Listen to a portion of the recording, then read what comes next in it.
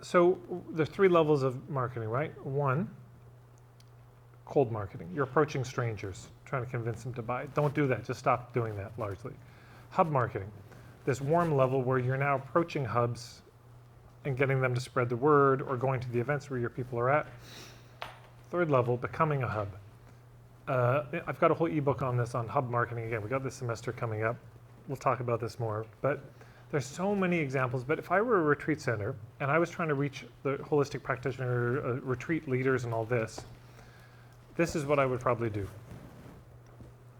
Once a year, or maybe twice a year, possibly quarterly, but certainly once a year, I'd be hosting a party to which I would invite all the people who run retreats. I'd say, we're having a throwdown. It's a hoedown. It's going to be a barn party. There's going to be a band. We're catering it. It's going to be fantastic. There's goats here. You know, we got everything. And but I would really just have an experience, and I would, when you're at that party, you then have a chance to speak. And just like, thank you for coming to our place. Thanks for coming to our property. We would love to host you. You know, maybe we're not the right fit for you. Maybe there's other places, and we know some of them. And if we're not a fit, we'd love to hook you up. But since you're here for the party tonight, we'd like to make a special offer to you. And there's no pressure to take it, of course, but here's the offer. Here's an envelope with it written up. You know, there's a limited time on it, but if you book in the next few weeks, here's the deal. Because the front end is not where the profit is. Profit is in the back end. Yeah, the profit is in the long-term relationship. And if it's, so it's like, hey, if it's your first time, if you've never booked with us, we want to give you a deal. And here's what it is.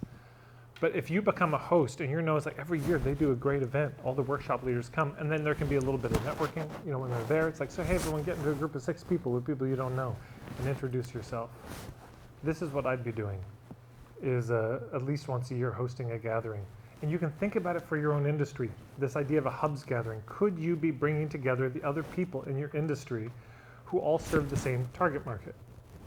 So there was a realtor in Seattle, Phoenix Rudner, and he was maybe he's still around, but he focused on dog owners. That was his niche. Because he was like, man, realtors they never think about the dog. And if you're a dog crazy family, where does your dog stay during the move? You got to find a kennel. Are they going to think about yard space, how close you are to trails? Are they going to think about stairs as your dog gets old? Like all these things. And he was just a part of that community anyways. He was already in. And so he got adopted by this community that he was already a part of. And I just thought, man, you know, if I were him, I'd be thinking about, he did a great thing, by the way. No, that was, oh wait, different story.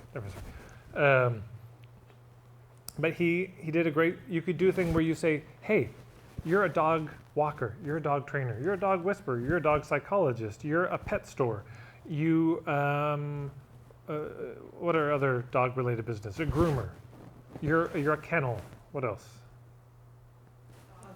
Dog food, you make dog food. Yeah, you're that local organic dog food maker. You make kiln-dried bison bones. You dog toys, all these things. And you can say, look, we all reach the same market.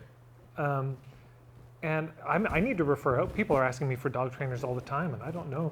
So I'm hosting a little gathering. You know, I'm just going to cater it. You get a Costco plan. This doesn't have to be mind-blowing or difficult.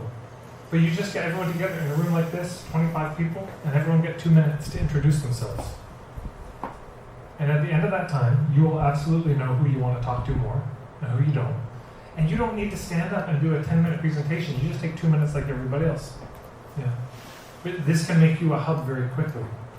There was a woman I talked with, she was did vegan, gluten-free desserts in North Vancouver, and she was just moving to North Vancouver. Like, how do I land in this community? Because nobody knows me.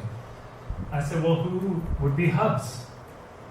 You know, well, there's the gluten-free and vegan celiac societies, and there's the vegetarian and vegan restaurants. There's the juice bar, the elixir bar. There's all the other caterers, the wedding planners. You see what I'm saying? Hey, we all reach people who might want gluten-free vegan desserts. We have a shared, let's meet each other. Like, we all reach that same type of person. And then you meet, and everybody wins. Why be so lonely in business? You can have all these interesting partnerships. I mean, that's only one way to do it, but this idea of becoming a hub, we can be a lot more active about it. We don't have to be passive and like, well, I'll just do good work and eventually the word will get around. Or I'm going to individually connect with hubs. You can actually host people, bring people together, create an event.